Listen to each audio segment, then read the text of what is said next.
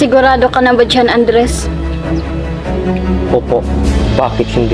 Kung para sa bayan.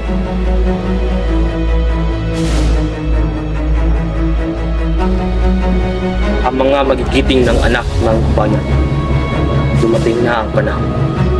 Alalahanin niyo ang ating mga kapatid na binaril sa bagong bayan. Panahon na para mag-desisyon. Alam na nila ang ating samahan. Ang putok ng baril ay nakatutok na sa ating mga katawan. Kung hindi tayo mag-aalsa, kailan pa? Ang mga Espanyol din ang papatay sa atin. Kailangan natin mag-desisyon. Ano ang inyong mga desisyon? Lalaban tayo! Lalaban! Patunayan ninyo ang sigaw ng inyong mga damdamin. Ang pagbubuwis ng buhay para makamit ang ating kalayaan.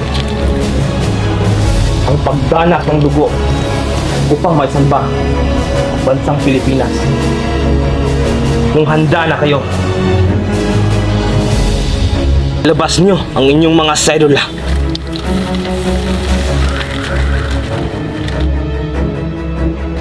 Pagmasdan nyo ang munting papel na umaalipin sa atin. Katipunan!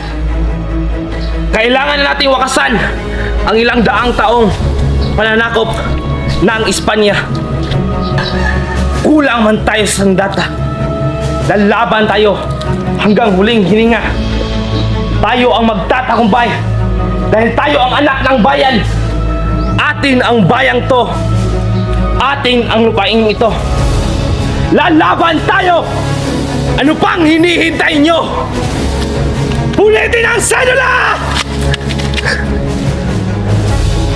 Ulitin!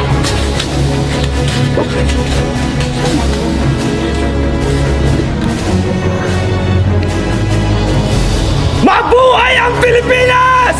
Mabuhay!